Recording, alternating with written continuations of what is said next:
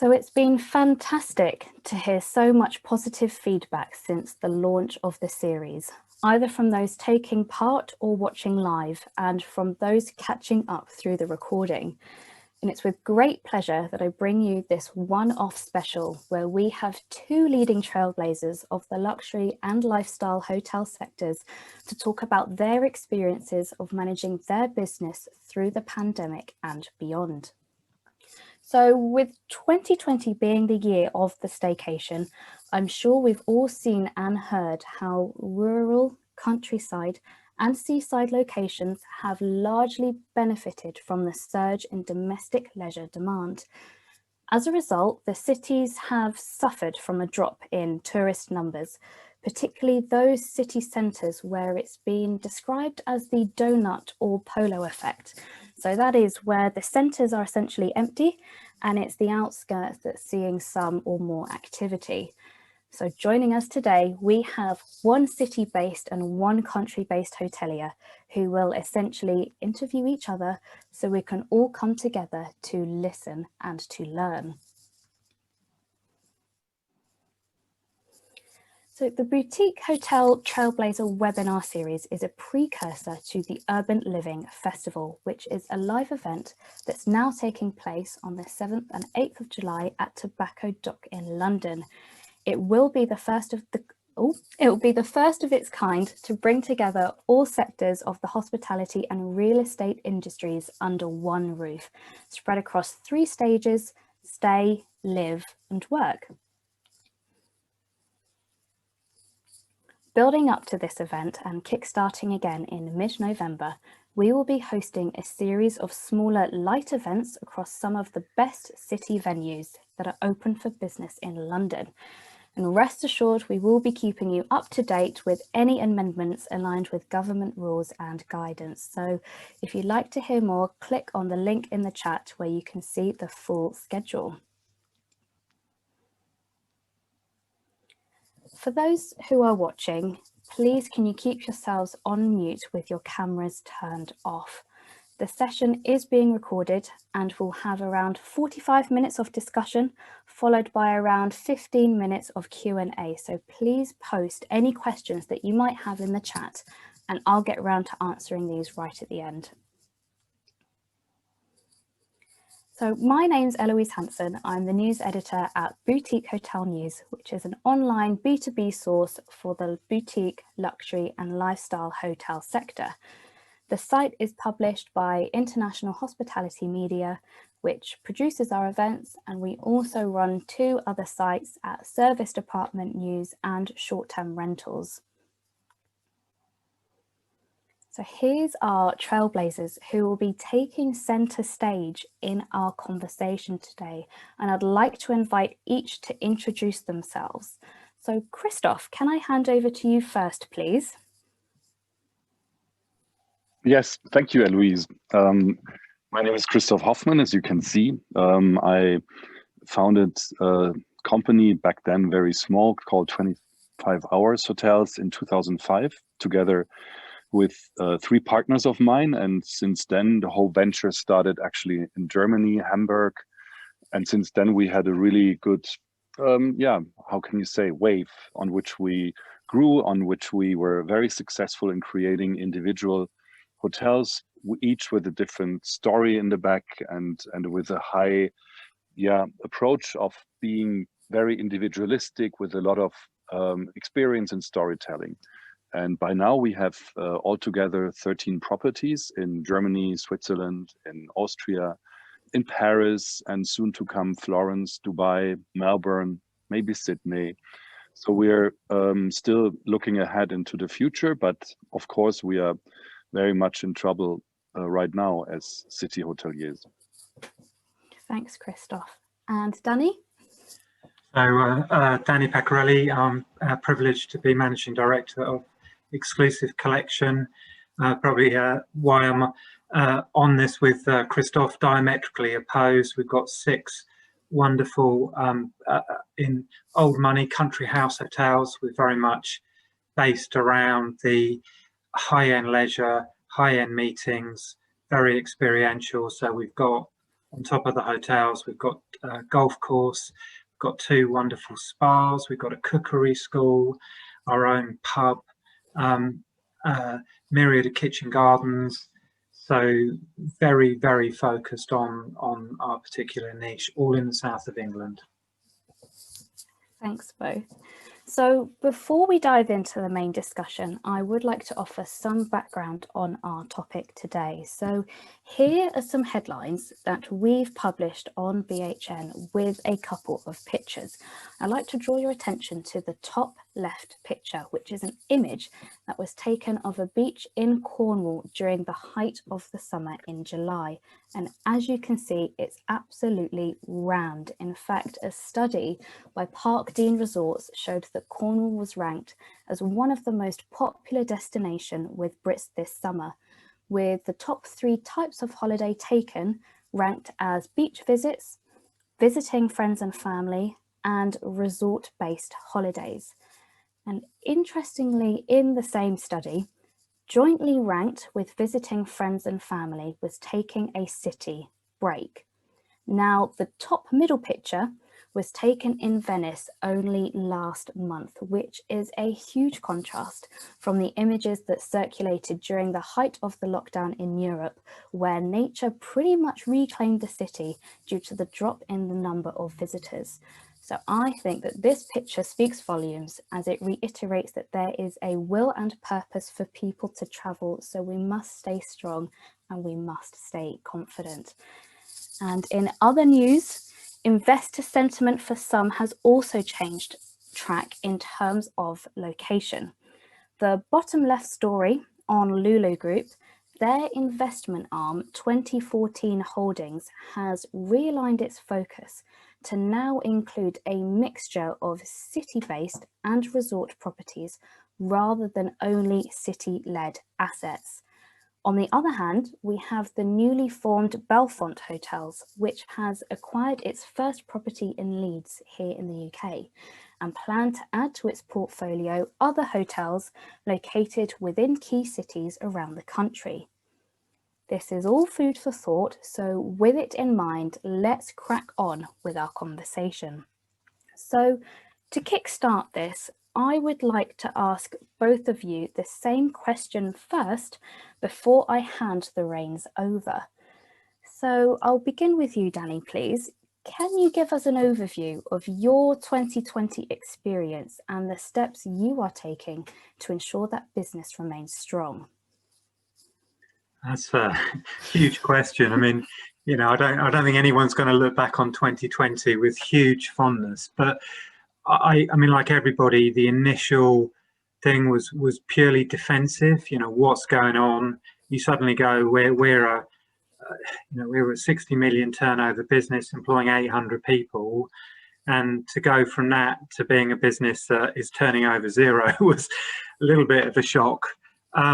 So initially very defensive, but and that was all around the good stuff, sort of legislation and looking after your team. What are we going to do with the teams?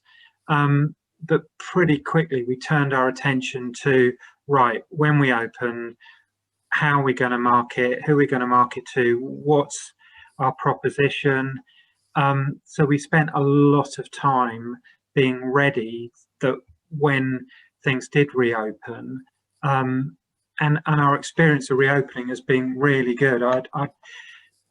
You know, I think it's going to get tougher again, but I actually sent out a board report last week, and I used the analogy of us being a hamster that had been starving for 4 months, and then we spent August, September, October have been so strong for us, but it's how much food can we get in our cheeks before it gets a little bit tougher again. And that has been, as you alluded to earlier in your intro, it's been very much around leisure, but some interesting other niches for us, sport, which I'll probably talk about a bit later, and high-end meetings. So although we can only do meetings for 30, we targeted the very senior board meetings, and in fact it's been interesting because we used our learning from the sports sector to put that into a meetings environment, and that's enabled us to get a lot more market share that particular niche. Thanks, Danny.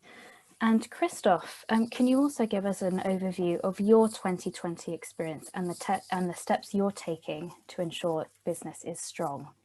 Yeah, well, it started exactly the same way as Danny just mentioned. It took a little while until we realized the scope of the whole thing and the real drama. And I think we're still in that phase, or again in that phase, to realize that it's not just like a thing which stops in a couple of months. We seem to be in a little bit of a different situation when it comes to city versus what you, Danny, experience in your hotels, but we come back to that later.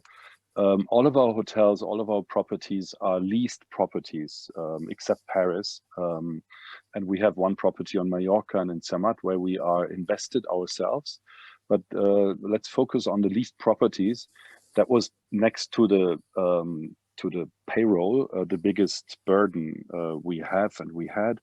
So we realized very, very quickly that one of our key things to do was to get in touch with our landlords and to see how we can deal with them. And we were quite proactive already in March by sending out a letter to all of them. And we made them an offer which we believed is very much based on partnership. We already really realized back then that this situation can be only solved if all relevant parties bring in their stake and their burden as well and their pain, namely us as an operator, the banks, and certainly the landlords, if you have a system like that. And then we send out something where we propose to share the pain by, let's say, by us still paying half of the lease until the lockdown is over, plus an additional 3 months. So back then in March, we thought, and we still believe, that was a partnership or an idea which is totally based on partnership. But then we had 13 different discussions, obviously, of course, with the landlords. Some of them very positive, I would say. Others quite, yeah, a bit. I was a bit sad to see that it took some time until some landlords realized that they are also in it and that we cannot solve it by ourselves. So that was one major task. But at the same time, we were always looking, or more and more from month to month, into the future. First of all, because we have a lot of hotel projects, which we are just about to develop, from Copenhagen to projects all the way, I mentioned it earlier, to Florence, to Dubai, Melbourne now, together with our shareholding partner Accor. So I could a little bit, I could escape the reality by digging in also into the future projects, which keeps me alive and which makes me still kind of active on the whole thing. So that's the situation right now. So now I'm going to hand it over to both of you. Now that we've seen a top line understanding, if you want to Q&A yourselves, chat amongst yourselves. So would you like to go first, Danny, and ask Kristoff a question? Okay, so you've obviously had a big focus on corporate guests, and you've done some quite innovative stuff. I've been looking at some of the work you've been doing to drive corporate in. Could you just talk a little bit about that and how successful that's been? Yeah, well, I have to distinguish a little bit from property to property. Take Vienna, for example, or Berlin. Both destinations have a fairly high percentage of leisure-driven travelers, and very international. So there were like two aspects. First of all, the amount of international travelers or global travelers, plus the amount of corporate travelers. And as you can imagine, the worst case are cities like Frankfurt, where you have a high level of international travelers and a high level of corporate travelers, whereby cities like Hamburg, for example, or Cologne, where we have a high percentage of domestic travel and a lower percentage of corporate travel, picked up a little quicker again, which made us which helped us to, support those properties which were in the other cities. corporate travel in the beginning was zero, as you can imagine.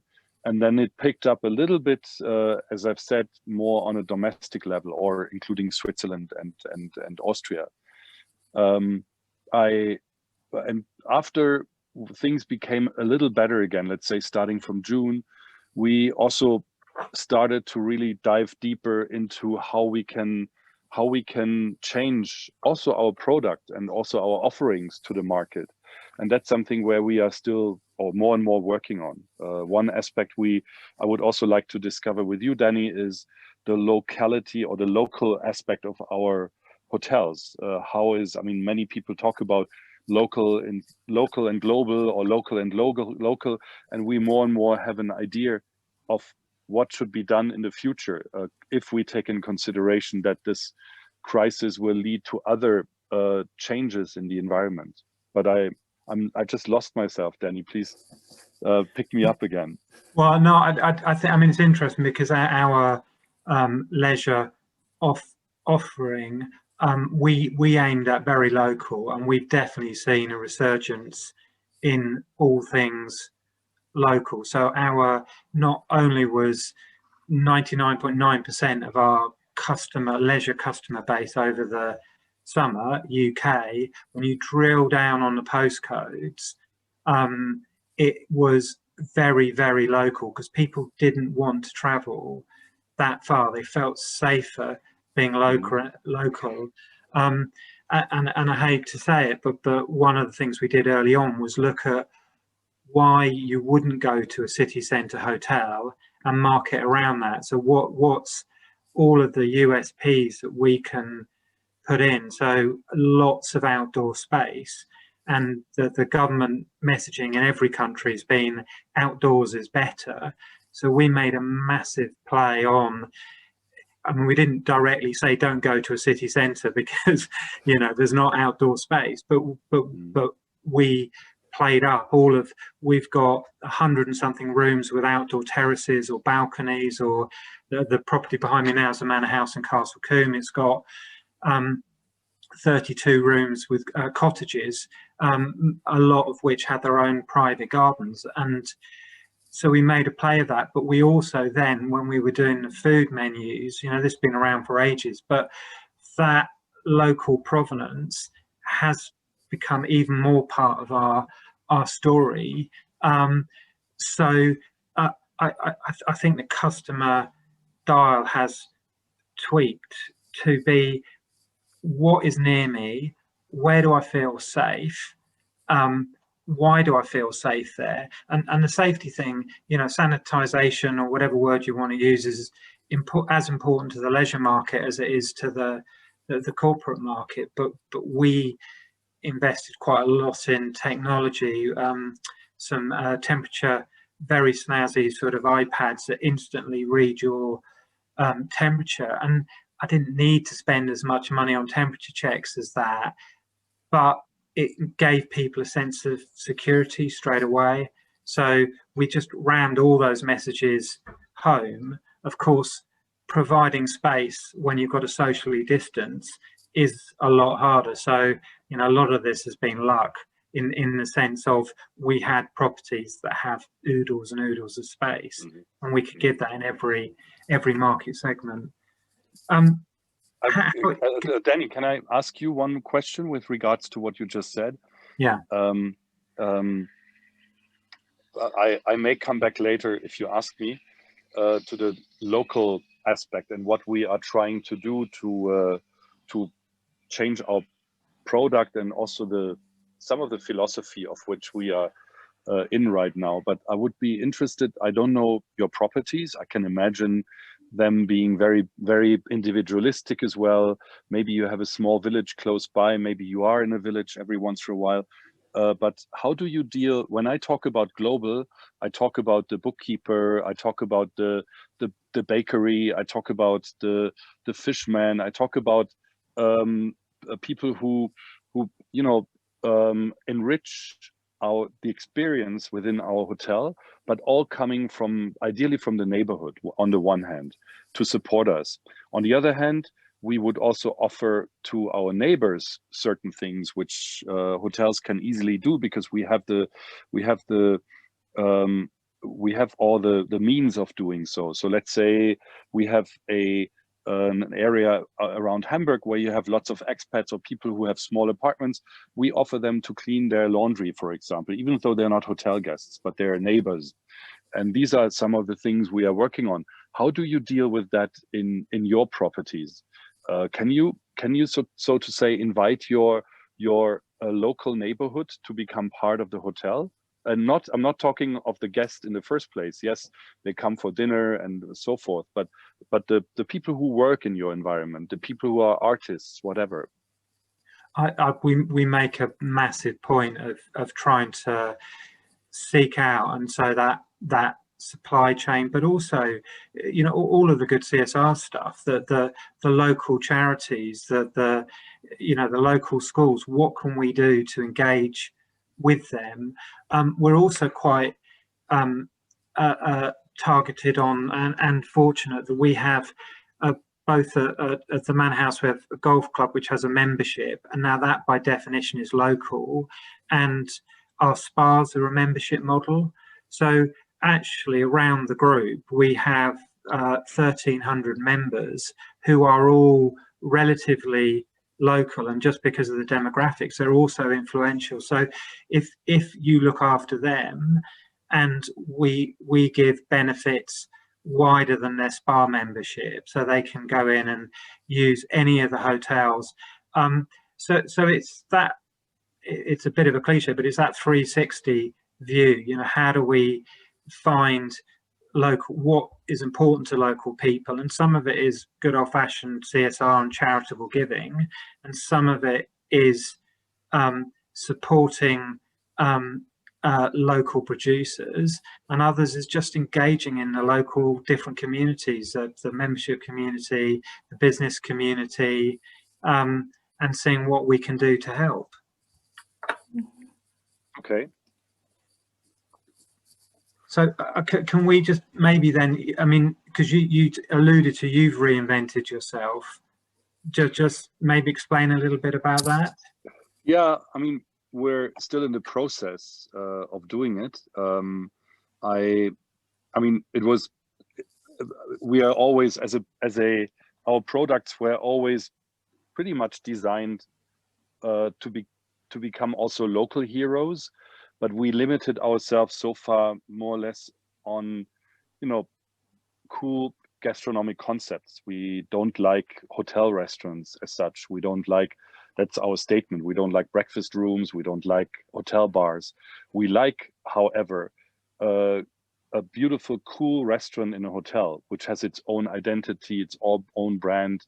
We love a bar in a hotel which is, you know, maybe created and based upon a great story of a mixologist, as we have based in Hamburg, and he helped us to create bar brands. And we love to do those kind of things, but this is not something which we have invented. You know, a lot of, especially hotels in the luxury segment or also in the lifestyle segment, who are trying to offer something on top when it comes to gastronomic experiences. And therefore our Berlin property or Cologne property with the monkey bar on the rooftop was always a local hotspot. Or hotspot is not a good word right now, I realize, but it you know what I want to say. But what we now do, and it's really based on being just devastated about the situation, we try to, and I hope it's not gonna, we in German we say it actionistic. We just don't want to run around like chickens without heads and try to, you know, do anything in order to be just active. But some ideas slowly and surely come up where we realize that our hotels can become more and more the living room of the local neighborhood. And as we are, I don't want to talk too much about COVID, but I think hotels are still considered, if you do it properly, being a safe place, and also a place where you can cocoon, where you can be amongst yourselves. But if you combine that with great experiences, which are really based on local ideas, then I think we can add something onto it. And once travel start again, the travelers will appreciate. And I have one example which I really like, and it's not done deal yet. I met a few weeks ago a really kind Swiss person who runs one of the biggest garden centers in Switzerland. We had dinner together. We were in the same kind of conference, Monaco conference, and we were sitting opposite each other. And obviously a garden center and hotels don't have a lot in common in the first place. But then we started to, become creative, maybe because of the wine as well, I don't know. But I mentioned at some point the Kaas, which is a famous restaurant in Amsterdam, where you sit in a greenhouse while you have dinner. And my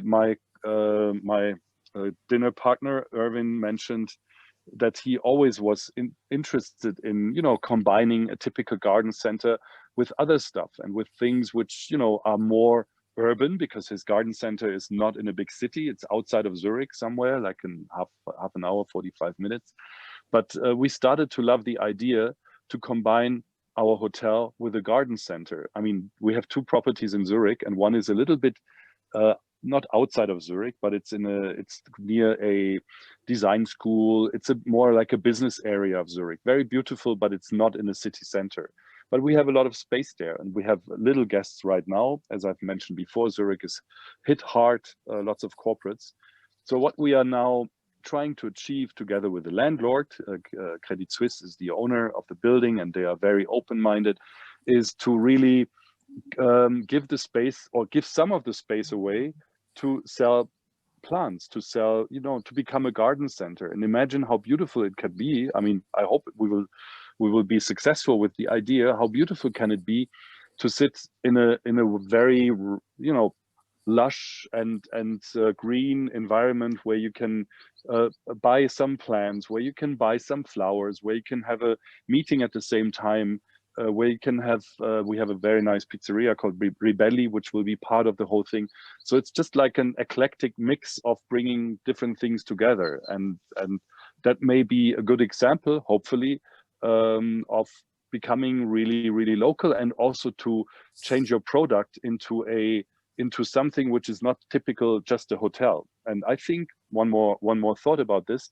I think in the future, when the hotel market will change dramatically, and I believe it will change dramatically, I'm very concerned about hotels which don't have that experiential space, hotels who don't have enough character and profile to say, this is a place where I want to spend time. If you just have a sleeping machine as a hotel where you go to sleep, and maybe you even have an automatic check-in and check-out, I think those hotels will really struggle for the time being. Because if I go on a trip to a place like Hamburg or London or whatever, either I avoid it because I can do it via Zoom or whatever, or if I do it, I want to have a special experience. So I rather go to a hotel like yours as a luxury property, and maybe even outside of London, or I go to a luxury hotel where I have a range of experiences, or I go to a place like us where we offer similar stuff than, beautiful old grand hotels, but for a lesser price. So that to me is also a reason why you really have to think about changing the product. I have no idea, Danny, to be honest. I mean, we have one hotel on Mallorca, so I need your advice, because we are not as well experienced than you are when it comes to leisure hospitality. I think the demands are different, but this is what we do right now, amongst many other things. We sell our rooms to students right now. So we have a special student rate. So let's say you want to go to Munich for 6 months or for a whole year, you can stay with us for 999 euros a month. I mean, it's terrible to even think about it, because that is like what we have gotten in for 3 nights, and now we sell it for a whole month. But these are other things to still play a role. But again, I talk too much. We've all had to adapt. I agree. It's really interesting, your point about, I call them bed factories. They're not hotels. They're definitely bed factories. And I think people are, the people were traveling out of necessity before, but that necessity is going to change, and what they want when they get there is definitely going to change. So I think we all need to be mindful of what they want when they get there, because that face-to-face is always going to exist. It's just going to exist at different levels. I mean, we've seen it's interesting, we've almost seen people trade up in the corporate market because they're paying for more space, and they want that space, and they want to feel secure. And if they are crammed into a bed factory, they're not feeling secure. They're not liking a computer screen, a reception that checks you in because someone else has touched that 2 minutes before. So I think it's definitely changed.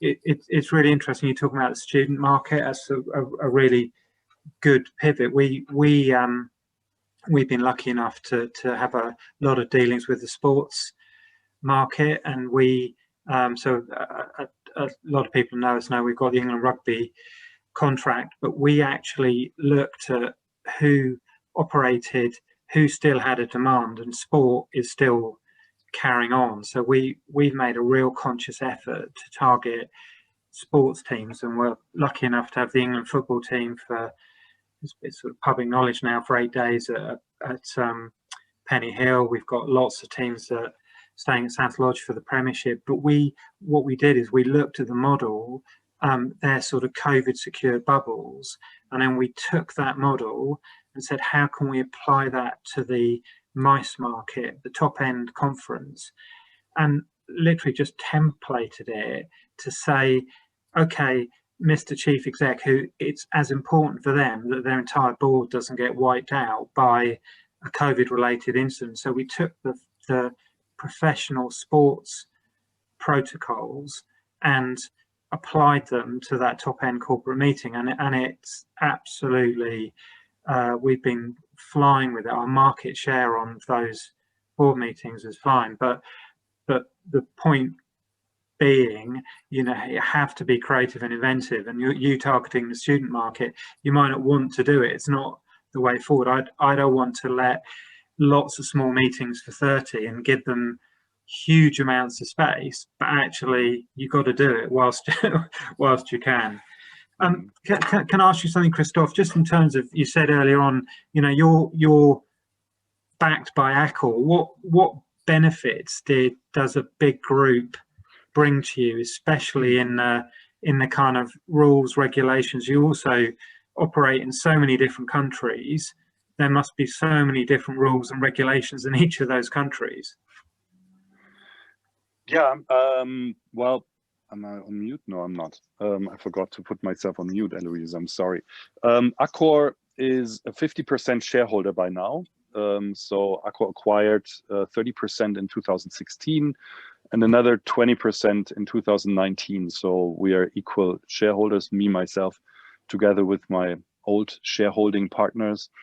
Accor, I mean, first of all, we became friends, I have to say, at least with the people behind the company. The big corporation is a different story, but we have a very strong relationship from Sébastien Bazin, who's the CEO, all the way to, like the marketing guys, the development people. So it really helps to have that close relationship, because of course, Accor has a total different know-how base than us. We might be very good in individualistic lifestyle, and we might be good in attracting literature guys and artistic people who stay at our hotels for 4 weeks and make something great out of it. But Accor has certainly a much stronger backbone when it comes to to all the questions regarding business, like distribution. How can I develop a hotel in Melbourne? I just mentioned that we are working on a project in Melbourne. We would never be able to do it ourselves if we wouldn't have Accor with their team back down in Melbourne and in Sydney to support the whole thing. So this hotel is right now being created via Teams calls. I have to say, I mean, we've been there twice, and it's a very good experience. But coming back to the core, operational part of Accor, yes, I mean, we're just starting to become closer when it comes to distribution, especially also to the royalty programs, which is called All at Accor. And we already experience quite a bit more business when it comes to that aspect. But certainly right now, it's not the time to, you know, get overwhelmed by new distribution channels from Accor, because if there's no demand, nothing happens, even through the Accor channel. So it's really know-how, the exchange also of experiences right now. How do I deal with landlords? How do you deal with that situation, my dear friends from Accor? So it's really that part of the game, and certainly also to look into the future. How can we make use of our know-how versus the know-how from Accor's side when it comes to the whole lifestyle factor? Because so far, I mean, Accor was very, very active and very successful in the past 5-6 years to get, you know, partnerships with different lifestyle companies. We are just one of them, but they have Mama Shelter. I think they were the first ones. They created Joe & Joe on their own. SBE became a strong partner.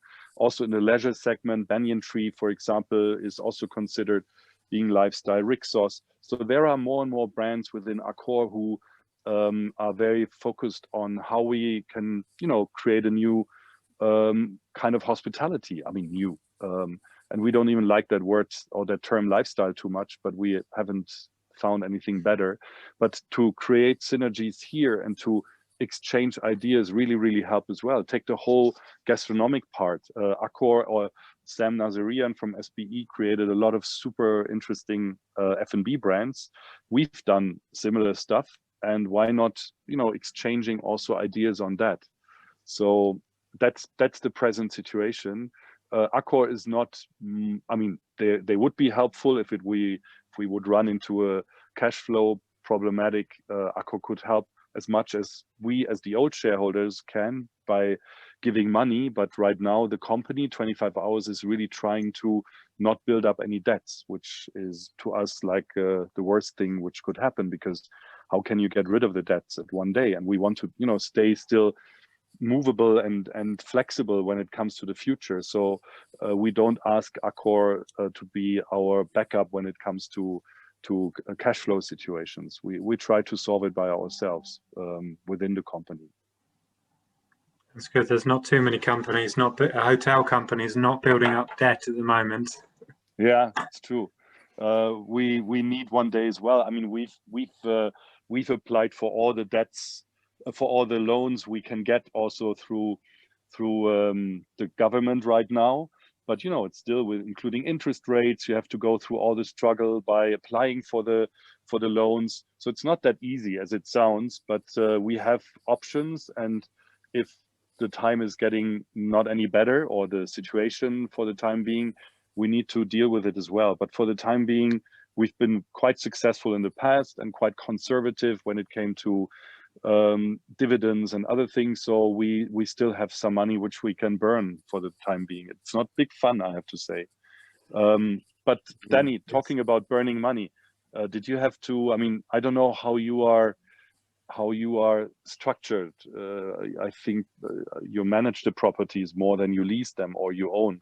No, we own. So we're a second generation family business. Ah, that's cool. That helps. So we own. We're the owners, the operators, the shareholders.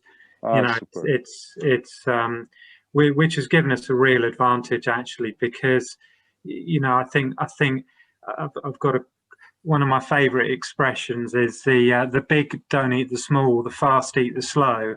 And I think when you're a family business, if you're a well-run family business, because there's a lot that aren't, but that's a whole separate topic. I think we've been able to be really quick and to react uber quickly, and you know our marketing decisions can sometimes. I spent an hour this morning to my sales and marketing director, and you know we choose something over, bang, you make a decision, it's done, it's going to be marketed, it's going to be pushed, or a channel that you think is going to work, or a niche that you think is going to work.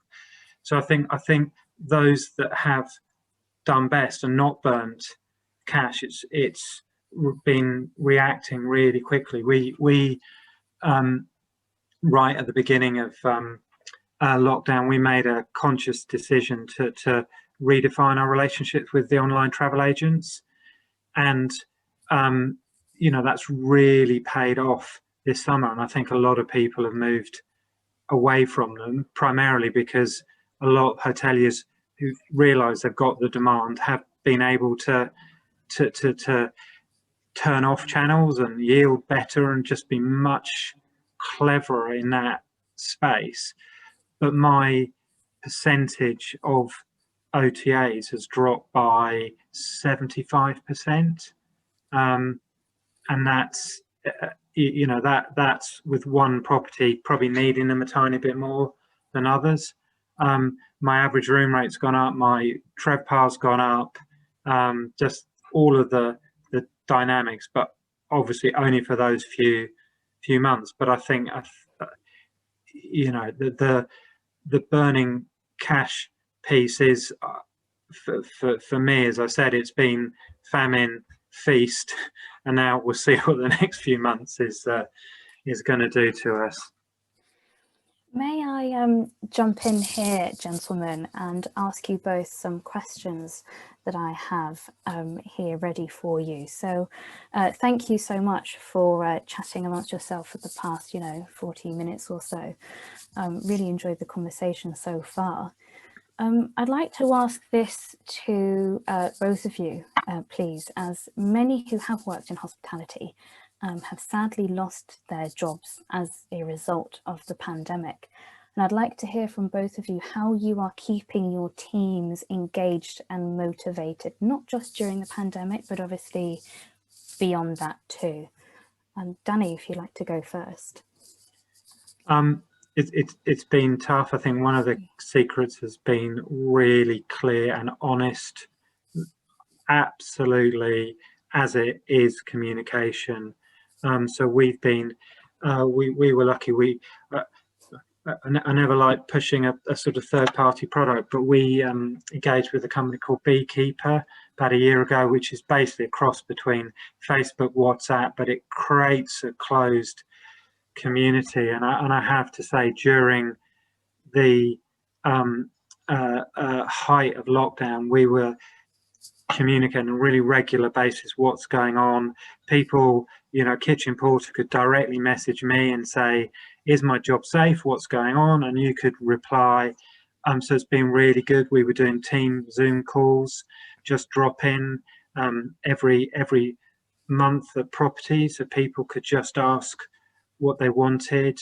And I think that transparency, we're like everybody, we've made done a small restructure. I mean, it has been small in the grand scheme of things, but we've also been clear if people have resigned or we've lost people, we've been really clear that we're not going to replace, and we have to be creative around that, and we'll only start looking at that. There's been a couple of exceptions, but it's so we've just told people as it is. We've even shared our sort of banking arrangements with people, so they know that, you know, we're funding any, you know, the JSS scheme in the UK is not particularly favourable. We are using it to a degree, for a tiny bit, but you make a decision like that, JSS is going to cost me £110,000 in November. We're explaining that to people and saying, look, here's where we're at. You know, we're guaranteeing this pay for you. It's costing us X to do this. This is where the company's at, and the current you know, cash rates. Here's how far we can look ahead. We're also telling them, look, at the moment, you know, here's your rotas till December. Here's the guaranteed work till December. We can't give you certainty in January because we don't know. So yeah. And thanks, Danny. And the same question to you, please, Kristoff. How are you keeping your teams engaged and motivated? I totally agree with Danny about the transparency and the means of communication. I wouldn't say that that it's easy. I just had a chat with one of our general managers from Zurich, because today we do on a regular basis. I mean, on a weekly basis, two of my managing director colleagues are doing weekly calls with all the general managers. We do like a video on a regular basis, because it's really difficult to stay in touch with, you know, everybody in every hotel if you have 13 properties. So Bruno, one of my lovely colleagues, he's our chief brand officer, is having chats with Michael, Stefan, and myself. We are, you know, all together running the company together with many other people, but we are kind of the senior management team, and we try to answer as many questions as possible.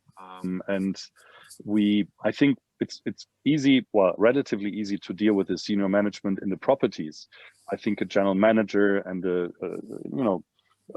senior staff knows what's going on, and they can also put themselves into the shoes of on the corporate level.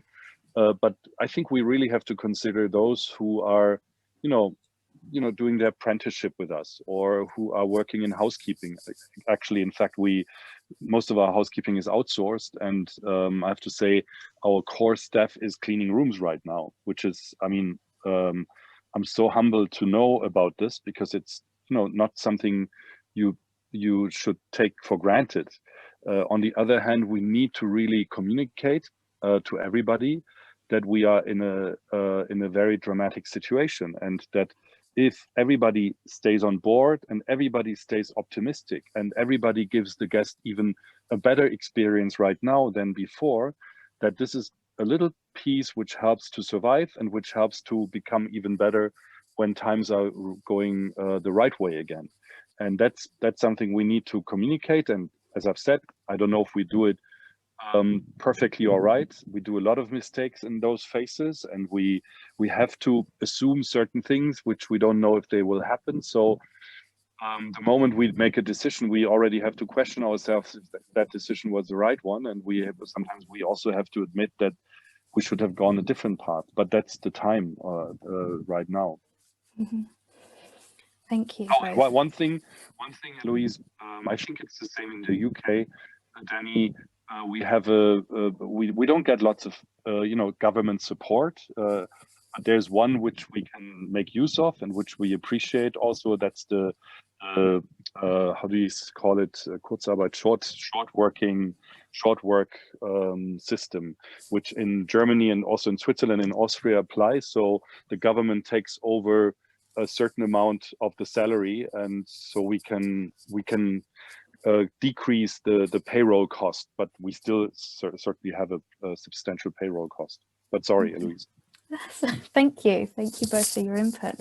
I'd like to ask this question. As I mentioned earlier, we run two other sites, Service Department News and Short-Term Rentals. So we've been closely analysing and monitoring the industry. And I'd like to hear whether both of you see any competition, if you like, with other alternative accommodations. Kristoff, I'd like to come to you first, please. Well, I try to imagine normal times. Berlin occupancy 90%, Airbnb discussions and others. We were never really concerned or bothered by it, because first of all, we had enough things to do, and second, and that may be the little difference of our product, we offer a product in which people want to go for a shorter time and they want to appreciate, they want to enjoy all the different benefits or experience you have within our hotel. So I'm pretty optimistic that we don't suffer a lot, or that it's a big competition. But on the other hand, yes, I mean, a good Airbnb place in Berlin is still a competition for maybe the long stay things, but we don't care that much, to be very honest. But maybe I'm wrong again. And Danny, what's your take on the subject? I'm with Kristoff. I'm in the we don't care too much camp, but that doesn't mean I do think that people will change, and there's some really interesting models, the service department models, such as an M doing their subscription-based model, and that's around being able to work, being able to use more facilities. So it's not just selling bedrooms or a meeting room. There's kind of this lifestyle aspect, and some of the service apartments have got very interesting, you know, they've got really good gyms, they've got work breakout areas for meetings that you can pre-book. So there's some great models there, but it's not so relevant to what I do, and a lot of them at the moment are in city centres, and city centres are where you don't want to be. So yeah. Thank you. And let's have a look at trends. I'd like to ask again, both of you, what do you see shaping, or what trends do you see shaping hospitality and travel in 2021? Danny, I'd like to come to you first, please. I think we've covered a lot. I mean, I definitely say people staying in their own country. I'm not saying people aren't going to travel, but that local travel, we've seen Uber local that we were talking about earlier, so re-engagement in, you know, I think Kristoff's garden centre idea is genius, because people want, you know, the plants, space, local food, but we're also seeing part of why we've been successful in the mice market is if a chief exec lives 2 miles away from one of my properties, I've got more chance of getting the business, because they don't want to travel, and they might do this, it's a horrible expression, but these hybrid meetings, but that's definitely a trend. So, you know, we'll have 20, 30 max people in one of our meeting rooms, but they could be on a video call to Shanghai at the same time. OTAs, which we touched on a little bit, I think our relationship as hoteliers with OTAs, and also the consumers' relationship with OTAs has been less Google reviews, less reviews on TripAdvisor, and I think people are trusting properties more and seeing OTAs for what they are, particularly on how they handled going into lockdown, how appallingly they handled customers and not giving them rebates or making it really difficult. And I think as a general thing, people's regard for hospitality has gone up. People have missed hospitality in lockdown. They've missed pubs. They've missed a nice fine dining experience or a uber trendy restaurant in one of Kristoff's hotels. They've missed that so much. And I think our regard as an industry, people have valued us more, and I think that's put us in good stead. Can I just make one plug at this point, Eloise? There is an online petition to get a government minister for hospitality in the UK. If I could urge, there's loads of links on social media. There's a link on my Twitter page, but please, please, please, can people listening find the link, sign up. It takes about 2 minutes, and our industry in the UK could definitely do with having it. Thanks, Danny. And Kristoff, what trends do you see shaping hospitality and travel next year? Well, next year is maybe a bit too short-sighted. Well, next year will be still a very difficult year, unless we talk about Danny's hotels and the leisure hospitality, and Danny covered everything. I think next year is still a year where things will be consolidated, where hotels will die, companies, larger companies. I'm not over optimistic that the market will change dramatically. You will have much less hotels in cities, but that leads hopefully, or maybe, to a second step of, you know, trends and changes. And that, to me, we've spoken about the local aspect. We didn't speak too much about sustainability. I could imagine, I don't have that crystal ball, and I'm not, you know, a scientist or whatever, but I could imagine that the big thing about climate change and the big thing about the crisis through COVID, they will somehow merge, because people will travel in a different way, and then they more and more realize that the traveling in a different way also has an effect on the climate change and on the sustainability issues. Look at the airlines, how they are now struggling and how they are working on different business models and on different strategies. So I think those two things will merge more and more. Certainly, it depends a little bit on what's happening on the 4th of November in the US, but different story. But I think this is going to become a trend. And I also think, and I mentioned that before, hotels will become more and more about individuality, even though you have big chains and corporations. Sorry for the noise. But I think that the aim to really create properties with a certain, hotels where you have reason to be, and not just, stay because there's a huge fair going on, which will not happen for the time being. And you just need to have a very expensive, ugly hotel room. Hotels will become more of an experience. That to me is, and that combined with sustainability issues, with local aspects, I think we can become very optimistic that future hotel products will be much more exciting. And so, but yeah, let's wait and see if we are right. I have all the faith and all the belief.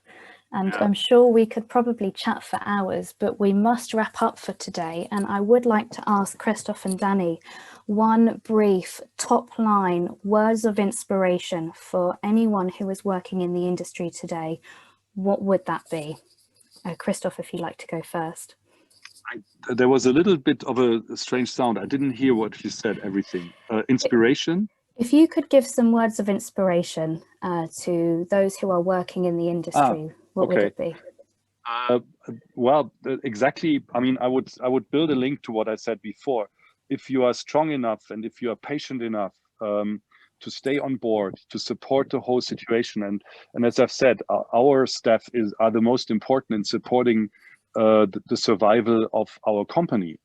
And the same thing applies to many hotel companies. So if people stay on board, I think it will be appreciated. I'm not saying appreciated in a way that companies are thankful. I hope they will be as well, and we will definitely be as much as we can. But I think if you really stay on board, I think you can become part of that. What becomes a more interesting hospitality scene. So that to me would be something where I would like to say, let's stay on board. Thanks, Christoph. And Danny, your words of wisdom or inspiration for those in the industry? Always a tough question. I'd probably say adapt. Nice. Well, thank you so much, both of you, for your insights today. I've just got a few slides to run through before we do sign off. Our next webinar in the Trailblazer series is being held in 2 weeks' time on Monday, November the 2nd, and we are going to be looking at boutique hotels and the investment and finance landscape. So the link to register for this one is going to be posted in the chat.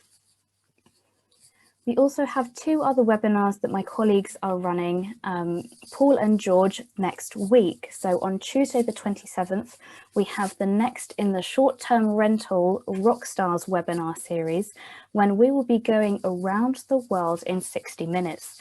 And on Wednesday the 28th, we have the next in the urban living series, where we will be exploring hotel hybrids and hostels. So once again, please do register. The links to these are going to be posted in the chat. And as I mentioned earlier, the Trailblazer series will offer a snapshot of what to expect at the Urban Living Festival, July the 7th to the 8th at Tobacco Dock in London.